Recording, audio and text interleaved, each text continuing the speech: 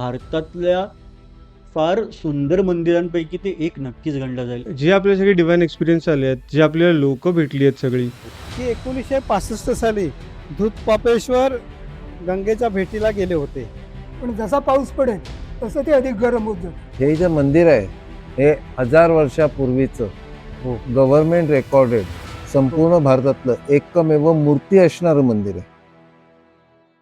तर उमेश, अचानक ठरलेली कोकण ट्रिप कशी वाटली? हे अचानक भयानक प्लॅन्स काय असतात आणि ते का सक्सेसफुल होतात त्याचं एक येस. उत्तम उदाहरण आहे आपली म्हणजे ट्रिप झालेली. काहीही विचार न करता ज्या ट्रिपवर आपण निघून गेलो, त्या ट्रिपवर डिवाइन एक्सपिरियन्स येणं, कंटेंट मिळणं एपिसोडसाठी, हे किती छान आहे. खरंच आपण म्हणजे ठरवलं पण नव्हतं, आपण मजा करायच्या हिशोबाने चल बाईक काढू जाऊ. एक्सपिरियन्स तर म्हणजे एकदम खतरनाक मस्तच होता. आणि आपण तिघं, धीरज म्हणून आमचा एक मित्र आमच्यावर होता आणि आपल्या तिघांचा असा एकत्र जाण्याचा फर्स्ट टाइम आहे हां. की म्हणजे लॉंग रूटला जाऊ. तर त्याच्यासाठी केले प्रिपरेशन्स, अगदी त्या इंटरकॉम पासून सगळे गिअर्स घेणं, म्हणजे सेफ्टी प्रिकॉशन्स घेऊन आपण गेलेलो. गिअर म्हणजे आम्ही प्रॉपर सेफ्टी सगळ्या सेफ्टी गिअर्स घालून बाईक राईड केलेली आहे ही. म्हणजे अक्षरशः लेव्हल 2चं जॅकेट, नी गार्ड्स, प्रॉपर हेल्मेट्स, इंटरकॉम, हे सगळी सेफ्टी आम्ही घेतलेली आणि मग आम्ही रोड ट्रिपला निघालो. पण जे एक्सपेक्ट केलेलं त्यापेक्षा कितीतरी सुंदर ही ट्रिप झालेली आहे. तुला काय वाटतं, ती कशामुळे झाली? म्हणजे खरंच आपण हे जसं आम्ही आधी मगाशी बोललो की मजा करायच्या हिशोबात होतो. हो. पण जे आपले सगळे डिवाइन एक्सपिरियन्स आले आहेत, जे आपल्याला लोक भेटली आहेत सगळी, हो. आणि साधी-सुधी लोकं पण नव्हती ती. सगळेच जे भेटले ते म्हणजे वेगळीच माणसं होती. हो. आम्ही लांजाला गेलेलो, पण मी भरपूर वेळा गेलोय, तुलाही माहिती आहे. बरोबर.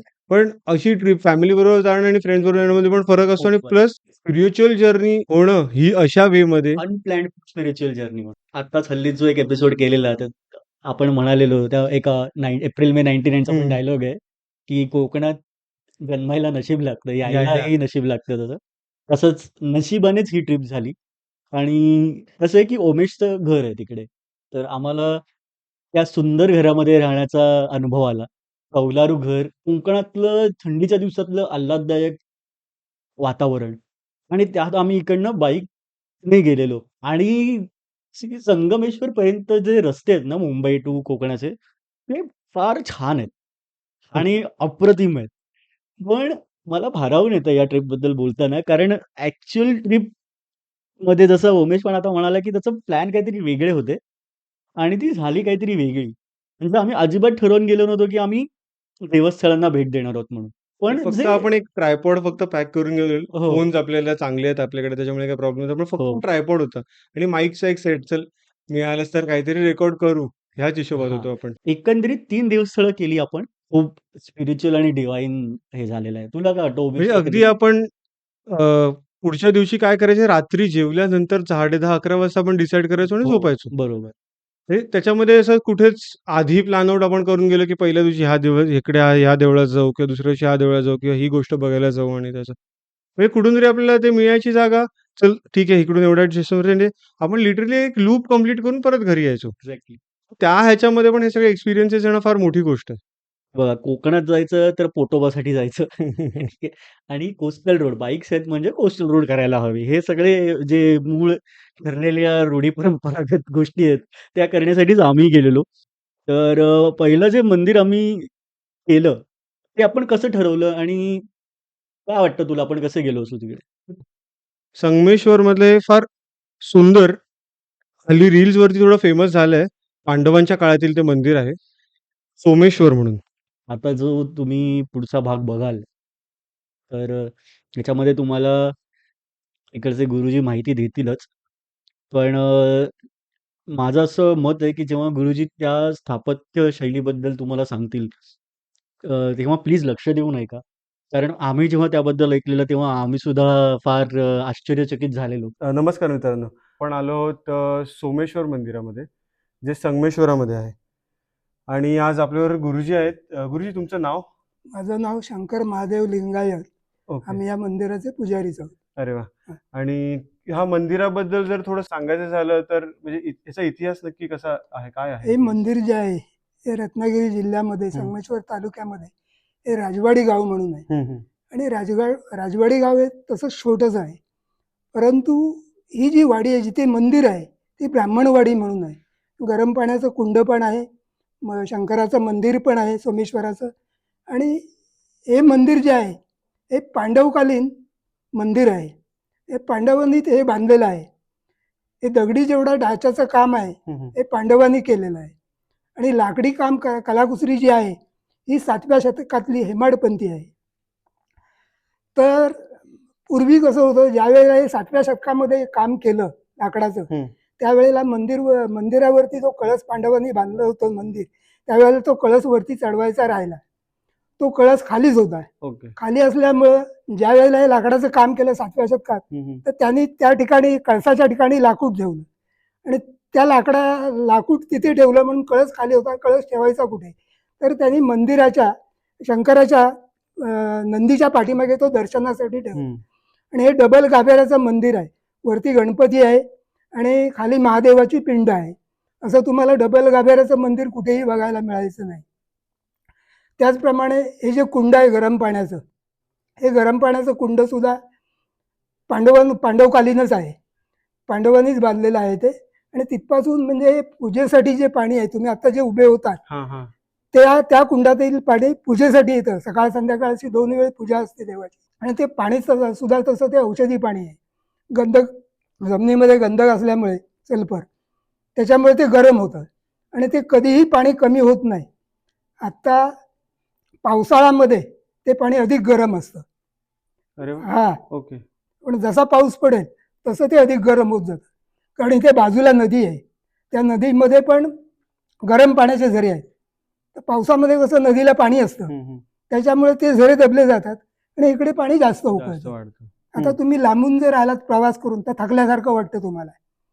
थकल्यानंतर तुम्ही जर इथे आंघोळ केली त्या कुंडावरती तर तुमचा थकवा निघून जातो. भूक चांगली लागते, जेवण भरपूर जातं आणि झोपही शांत लागते. अरे वा. त्वचेचे रोग नाहीसे होतात या पाण्यामुळे. असे औषधी पाणी आहे.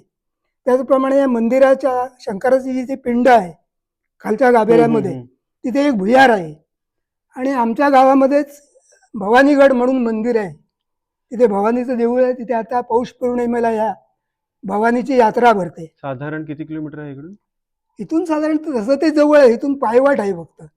पण दुसऱ्या गावातून बाजूला कडवई म्हणून गाव आहे, तिकडून रस्ता जातो. गाडी अगदी मंदिराच्या पाकाडीच्या पायथ्यापर्यंत जाते गडाच्या. आणि तिथून वरती 10-15 मिनिटं चालत जावं लागतं. तिथे ते भवानीचं देऊळ आहे. तिथून पूर्वी शिवाजी महाराज भुयारी मार्गे, त्या खालच्या गाभाऱ्यामध्ये भुयार आहे, त्या भुयारी मार्गे शंकराच्या दर्शनासाठी यायचे. तर असा त्याचा इतिहास आहे. आणि इथे श्रावण महिन्यामध्ये प्रत्येक सोमवारी या सभा मंडपामध्ये भजन असतं. तर तो जो दगड आहे तो तिथे नाळवाला बसतो आणि ती लाकडाची गुढी आहे, तिथे त्या दगडाच्या समोर ठेवतात. तिथे त्याच्यावरती नाळ ठेवतात. नाळ ठेवून तो नाळवाला वाजवतो आणि इथे मध्ये तंबोरेवाला फिरत असतो. म्हणजे त्याला आम्ही 1 दिवसाचा म्हणून एक्का म्हणतो. तर आज सकाळी आज सोमवार आहे समजा, तर आज सकाळी 7ला उभा केला तर दुसऱ्या दिवशी सकाळी 7ला संपवतो. म्हणजे 24 तासाचं असं भजन असतं ते. आता तसं भजन करता येत नाही, कारण गावामध्ये माणसं राहिलेली नाहीत तेवढी. तेव्हा जशी माणसं जमतील त्याप्रमाणे आम्ही भजन करतो. पण ते भजनी असे 2 बाजूला उभे राहतात. म्हणजे तंबोरेवाला जो आहे तो ह्या चौकाच्या बाहेर पडत नाही. तसा महाशिवरात्रीचा उत्सव जो आहे तो 3 दिवस होतो. 3 दिवस म्हणजे उत्सव खरा महाशिवरात्रीचा 1च दिवस, पण वरती पालखी आहे माडीवरती, तर ती पालखी 3 दिवस मंदिराभोवती फिरते. शिवरात्रीच्या पहिल्या दिवशी 3 प्रदक्षिणा करते मंदिराला, शिवरात्रीच्या दिवशी 5 प्रदक्षिणा आणि शिवरात्रीच्या दुसऱ्या दिवशी पुन्हा 3 प्रदक्षिणा. अशा 3 दिवसामध्ये 11 प्रदक्षिणा पूर्ण करते मंदिराला. आणि पूर्वी कसं होतं, इथे धर्मशाळा होती. त्यावेळेला जे लोक येत होते ना उत्सवाला, त्यांना इथे राहायची सोय होती. त्यावेळेला म्हणजे पालखी रात्री 10च्या नंतर बाहेर पडायची. 10 वाजता म्हणजे रात्री 12, 1, 1:30च्या सुमाराला आत यायची. ती आत आली पालखी की कीर्तन व्हायचं पुन्हा. ते आता सध्या कीर्तन बंद आहे, पण उत्सव हा होतो. आता मी तुम्हाला सगळी जी माहिती सांगितली ते इतिहासकार किंवा जे आपले पुरातत्व विभागवाले जे येतात त्यांना जी माहिती आहे ना ते सांगतात. हा प्राणी कुठचा आहे, या कलाकुसरी जी कुठची दाखवलंय तेवढं आम्हाला सांगता येणार नाही, परंतु ते बरोबर इतिहासकार बरोबर हे त्याचा अंदाज पण हे लावतात. जे लाकडी काम आहे तेही त्याच दशकातलंच आहे, 7व्या शतकातलं. 7व्या शतकात. हा. ओके. म्हणजे आज त्याला 1300 वर्ष होऊन गेली. ते अजिबात त्याच्याकडे बघून असं अजिबात हो. वाटत नाहीये की ते तेवढं जुनं आहे म्हणून. आणि तुमचा इकडे किती वर्षाचा आमचे मंदिराबरोबरचा आजोबा प्रवास? पंजोबा सगळे इथेच म्हणजे पुजारी म्हणूनच इथे काम अरे वा, केलेलं आहे. अरे वा, अरे वा. त्याच्यामुळं आमचं पूजा करणं हेच काम. गणपती. समोर जो आहे हा मंदिराचा मुख्य दरवाजा आहे ओके. आत येण्याचा. हम्म. आणि हे जे आहे हा त्रिपुर आहे, हा कार्तिक पौर्णिमेला आम्ही पणत्यानी पूर्ण त्याच्यावरती पूर्ण पण वाजवतो तो. हो. हो. आणखीन 2 वर्षांनी तुम्ही आलेत तर तुम्हाला इथे सगळं चकाचक दिसेल. म्हणजे लाईट नाही, पण वगैरे सगळं. हे सगळ्या गोष्टींचं जतन व्हावं हीच इच्छा आहे, हो. बाकी काही नाही. धन्यवाद. हो, तुम्ही धन्यवाद. एवढे सगळी माहिती आम्हाला दिली, आमच्या प्रेक्षकांपर्यंत पोहोचवू आम्ही नक्कीच ती. धन्यवाद. तर हे जे सोमेश्वर मंदिर आता आपण बघितलं ते होतं संगमेश्वरमध्ये, रत्नागिरी जिल्ह्यामधलं. आणि डबल गाभाऱ्याचं म्हणजे एकाच मंदिरात एकावर एक असे 2 गाभारे असणारं माझ्या मते तरी, माझ्या माहितीमध्ये तरी हे जगातलं एकमेव मंदिर आहे. जर मी चुकीचा असेल तर प्लीज कमेंट्समध्ये सांगा. जर असं एखादं अजून मंदिर असेल तर. तर ह्या मंदिरानंतर आम्ही गेलो अजून एका मंदिरामध्ये, जे भारतातलं 3रं सूर्यमंदिर आहे. भारतात फक्त 3 सूर्यमंदिरं आहेत. नॉर्थ ईस्ट, एक कोणार्कचं आणि एक महाराष्ट्रातलं. तर फार रेअर, दुर्मिळ असं एक हे मंदिर आहे. आणि म्हणजे फार इंटरेस्टिंग आहे ह्याची सगळी स्टोरी. जेव्हा आम्ही तिकडे गेलो, तिकडच्या गुरुजींना कन्व्हिन्स केलं आमच्याशी बोलायला आणि मग त्यांनी जी काही माहिती दिली ती एवढी सुंदर आहे, तुम्ही आता बघालच. अरे गुरुजी म्हणजे अरे, वेगळ्या लेव्हलचा माणूस होता तो. म्हणजे स्थापत्य शारद विशारद अरे अशा माणसाबरोबर कम्युनिकेट करण्याचं भाग्य आपल्याला मिळावं. मंदिरं आणि ते तर ठीक आहे, देव आपण बघितलेच, पण अशा प्रकारची माणसं त्या भेटणं. जर्नीमध्ये भेटणं ही फार मोठी गोष्ट आहे. आणि जसं आता उमेश म्हणाला, की काकांचं बोलणं ऐकून आम्ही फार भारावलो. काका जे ऑन कॅमेरा म्हणाले आहेत, ते आम्ही आता तुम्हाला दाखवतो. कनकादित्य मंदिराकडे आज आपण आलेलो आहे आणि आपल्यावर बसले आहेत प्रकाश सावरे सर. आणि मूर्तिशास्त्र आणि मंदिरशास्त्रामध्ये त्यांचा फार अभ्यास आहे. तर आज आपण त्यांच्याबरोबर बोलून ह्या मंदिराबद्दल जाणून घेणार आहोत. सर, प्लीज आम्हाला सांगा. माझं नाव प्रकाश सावरे. मी इथे नमस्कार. कशेळी कनकादित्य मंदिराची इथे व्यवस्था बघतो आणि ह्या मंदिरावरती वगैरे माझा स्वतः अभ्यास आहे आणि अभ्यास करतो मी इथे. तर हे जे मंदिर आहे हे 1000 वर्षापूर्वीचं हो. गव्हर्नमेंट रेकॉर्डेड संपूर्ण भारतातलं एकमेव मूर्ती असणारं मंदिर आहे. ओके. 1000 वर्षापूर्वीची मूर्ती हाच फक्त मंदिर आहे. ते आपल्या भारतामध्ये 1000 वर्षापूर्वीची 3 मंदिर आहेत. एक मंदिर आहे ओरिसा कोणार्क, ज्याला जगप्रसिद्ध मंदिर म्हणतात. दुसरं मंदिर आहे कशेळीचं कनकादित्य आणि तिसरं मंदिर आहे गुजरातमध्ये प्रभासपट्टण. इथे 3 मंदिरं अशी आपल्या भारतात 1000 वर्षापूर्वीची आहेत. पण ह्या 3 मंदिरांपैकी फक्त ह्याच मंदिरात सूर्याची मूर्ती आहे, बाकी कोणत्याही मंदिरात सूर्याची मूर्ती नाहीये. आता मुळामध्ये कसं आहे, तर आपल्या हिंदू धर्मामध्ये 33 कोटी देव आहेत, त्याच्यात 12 आदित्य आहेत. मग 12 आदित्य म्हणजे काय, तर या विश्वामध्ये 12 सूर्यमालिका आहेत आणि 12 सूर्यमालिकांचे जे अधिपती आहेत त्यांची नावं घेऊन आपण 12 सूर्यांना 12 नमस्कार घालतो. म्हणून ही पृथ्वीच्या कोणत्या तरी एका सूर्याच्या सान्निध्यात आहे. तर तिथे होणारे रोजचे सगळे व्यवहार 12 मध्ये आहेत.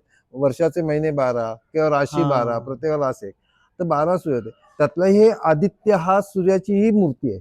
त्या 12 सूर्यांपैकी जो आदित्य आहे तर आदित्याची ही मूर्ती आहे. आता आपल्या इथे भारतामध्ये पूर्वी सूर्य मंदिरं जी होती ही गुजरातमध्ये होती. म्हणून हिंदुस्थानच्या नकाशात गुजरातचं नाव सौराष्ट्र. म्हणजे सौराष्ट्र असं आहे. तर तिथे मंदिरं होती, 11 मंदिरं सौराष्ट्रात होती. तर ज्या वेळेला सौराष्ट्रावरती परकीयांची आक्रमण झाली मूर्तिभंजक लोकांची, तेव्हा तिथल्या ज्या मूर्ती आहेत त्या सुरक्षित राहाव्यात म्हणून दक्षिण भारताकडे पाठवल्या गेल्या. अशीच ही स्वमूर्ती गुजरातमधल्या प्रभासपट्टणच्या मंदिरातली आणि ही वेरावळ येथे लपवून ठेवली होती आक्रमण झाल्यानंतर. आणि नंतर वेरावळवरचं जेव्हा आक्रमण परत व्हायची वेळ आली त्यावेळेला ही मूर्ती तिथनं काढून दक्षिण भारताकडे सुरक्षित राहावी म्हणून पाठवली जात होती. अशीच ही मूर्ती समुद्रमार्गे पाठवली गेली आणि ते समुद्रमार्गे जहाजातनं ती मूर्ती जाताना इथे कशेळी बीच म्हणून जो आता पॉइंट आहे त्या एरियामध्ये त्यांचं ते जहाज येऊन अडकलं आणि ते मागे पुढे कुठे जाईना. शेवटी नावाडी कंटाळला, त्याने आपलं रात्री जेवण केलं, त्याने रात्री झोपी गेला. त्याच्यानंतर त्याला असं त्याला ती दृष्टांत आला. त्या दृष्टांतानुसार त्याने ती मूर्ती इथे गुंफेमध्ये ठेवली. देवाने सांगितलं की मला इथे राहायचंय. म्हणून ते तिथे ठेवली मूर्ती, या गुंफेत ठेवली आणि नंतर ती तिथेच मूर्ती काही वर्ष होती लपवून ठेवलेली.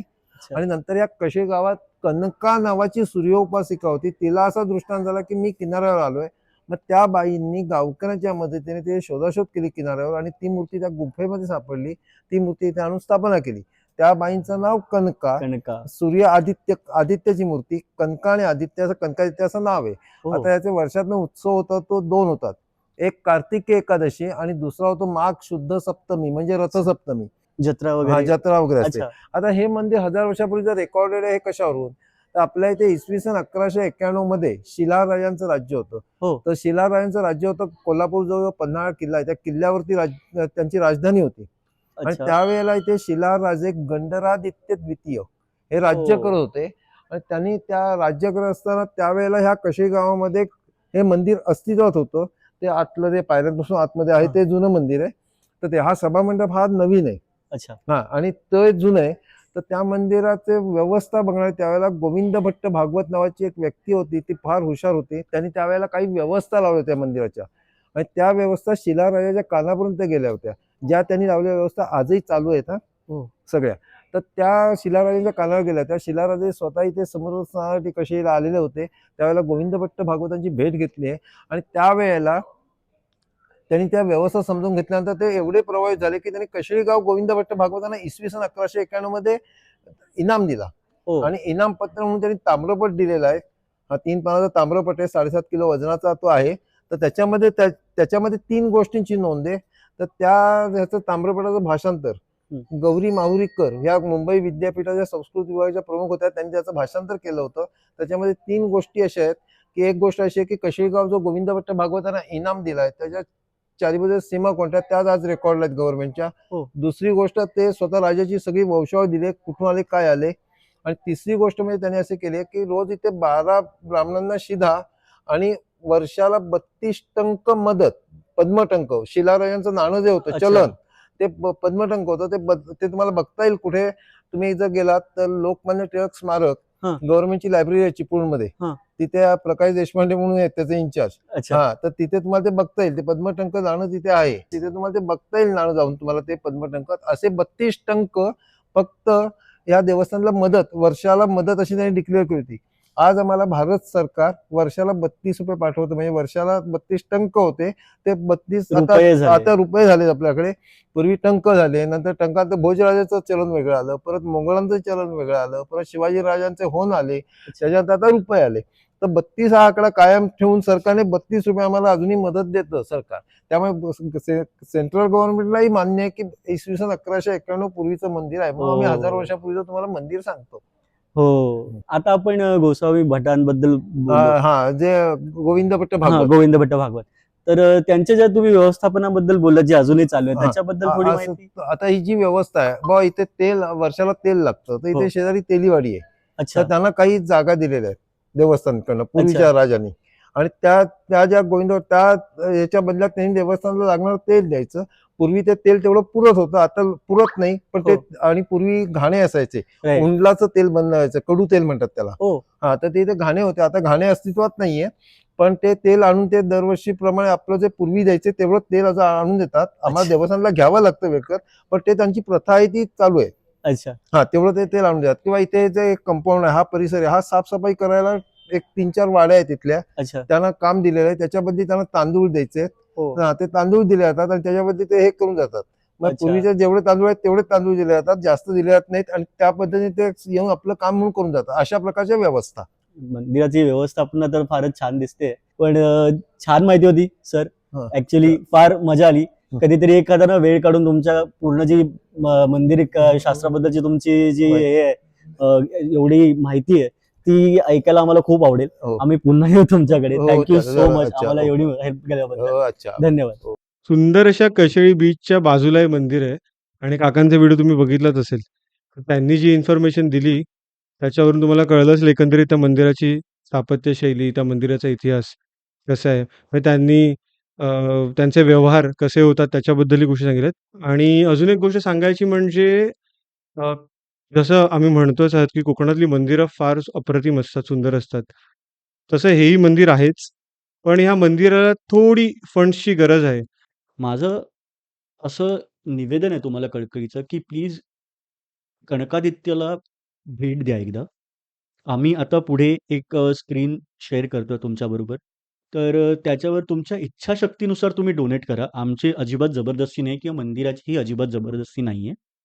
हे आम्ही आमच्या तर्फे मंदिराला मदत म्हणून अ, ही अपील करतोय तुम्हाला, की जेणेकरून कोकणातली संस्कृती, कोकणातली मंदिरं ही कोकणी माणसाने एकंदरीत महाराष्ट्राच्याच माणसाने जपली पाहिजेत. आणि आम्ही फक्त कोकणासाठीच नाही म्हणत आहोत. आमची इच्छा अशी आहे, की आम्ही पुढे अ, विदर्भ फिरावं, पुढे घाटाकडचे मंदिरं करावी सगळी, औरंगाबाद. औरंगाबादला. पण त्यासाठी आम्हाला तुमची जेवढी गरज आहे ना, तेवढेच ह्या मंदिरांना सुद्धा तुमची गरज आहे. तर प्लीज इच्छाशक्तीनुसार ह्या मंदिराला डोनेशन द्या. जेणेकरून आपली संस्कृती जपण्यास मदत होईल. जेणेकरून ही मंदिरं, त्यांचे स्थापत्य, त्यांच्यातली त्या मंदिराच्या कन्स्ट्रक्शनमध्ये लागणारी ती कला, ही आपल्या येणाऱ्या पिढींनाही बघता येईल आणि त्यांच्याही ज्ञानात वर्धन होईल. ह्यासाठी हे खूप महत्वाचं आहे. आणि काकांनी